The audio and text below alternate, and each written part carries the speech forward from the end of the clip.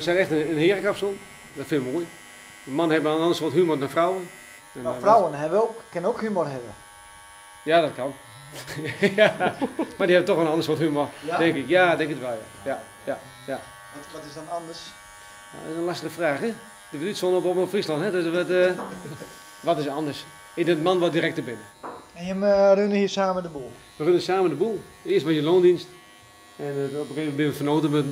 Het werd tijd voor een kniphuwelijk. Ja. Dus wij zijn toen begonnen, zeg maar. Ja. Kniphuwelijk. Ja. En hoe staat het in het kniphuwelijk? Nou, het gaat heel goed met het kniphuwelijk. Ja? Gelukkig is het een huwelijk zonder seksuele handelingen. Dat vind ik wel heel prettig. Oké. En nee, dat gaat heel best. Ja. Hij is dus een beetje het vrouwtje en ik ben een beetje het mannetje, zeg maar. Hè?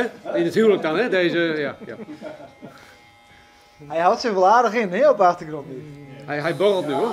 Ja, hij borrelt nu, hoor. Ja. Dus het is de hele dag wat gauw hoer hier. Zeker, ja. En vooral die twee mannen hier, Lemco en Tjeerd, dus dan gaat de hele dag hier ouwe hoeren gekke dingen doen. En Lemco komt elke dag hier een bakje koffie doen en Tjeerd ook.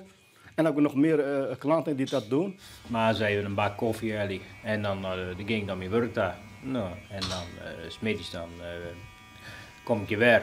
En dan even een dag even troon nemen en dan heb ik een bak koffie en dan sneus ik ons. En dus dan soep je de wereld een koffie op, joh. Ik zoek hier de wereld een koffie op. Ja, en af en toe leed ik wel eens wat centen achter voor wat hier. Maar voor de rest dan... Zitten we wat hier. Ja, we centen wat hier, maar voor de rest is het gewoon gezellig eten. Zij zijn de beste kappers en wij zijn het beste publiek, Lemco en ik. Oké. En die samenwerking is er al jaren en jaren. En dat kunnen we dan jaren volhouden als we met roeren, you know. Ja. Wat luidt er? Koekjes die deel ik uit. Want elke is wat knitterig en zo. Ik neem ik woord wat mooi. Broodje pudding en sokspul. Dus dat gaat daar hartstikke goed. En het komt net precies op €1 nauwkeurig. Maar ik probeer je al meer op te eten dan ik jou. Dat is eigenlijk wel de bedoeling. Maar goed, ik ben op 60 en ik denk ook wel dat ik iets wil afbouwen straks. Dus we zijn druk op zoek naar een nieuwe knecht. Voor het eerst, deze stoel hebben we 20 jaar geleden, ben we hier komen op deze zaak, hebben deze stoel zei van nou, die zetten we vast neer, want we gaan op zoek naar een derde.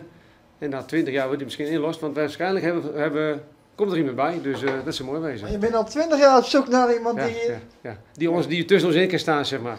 Zo. Ja, dat valt niet mee, hoor. Nee. De derde wiel aan het been, hè, dus ja. Deze stoel is al 20 jaar niet gebruikt. Deze is niet 20 jaar niet gebruikt. Ja. Maar de meeste mensen komen heel erg lang al hier. Ik heb mijn klant misschien nog wel beter dan mijn eigen broers, maar die zie ik om de 6 weken, de klant, of 5 weken. Mijn broers zie ik ook iets minder vaak, dan tenminste in mijn geval. Ja. Dus dat is wel bijzonder eigenlijk. Het hele leven is een beetje mooi met zijn klant natuurlijk. Ja, maar dat maakt het ook moeilijker eigenlijk. Want nu maak je met, dus ben je dan 60, sommige mensen knippen 40 jaar en op een gegeven moment dan overlijdt een klant. Ja. Nou, dat vind ik wel eens wat lastig. Nou ja, ik kan me voorstellen dat ze een hele banenbouw is met sommige klanten. Ja, absoluut. Ja. Nou, met heel veel eigenlijk moet ik zeggen. En als wij een keertje, je hebt wel eens een moment, even niks, nou, dan komt de klant binnen en dan zegt, wat is hier rustig, jongen, wat is er aan de hand? Ze zijn niet gewend, dus we zijn altijd druk bezig, altijd ouwe hoeren en ze zijn niet gewend van ons, dus ja, dan is er wat of zo. Nee, dat is niet. Gewoon 1, 2 tellen stil, dus ja, zo gaat het, ja. Een leuk voorbeeld is, ja, ik mag het misschien niet vertellen, maar ik vertel het toch maar even.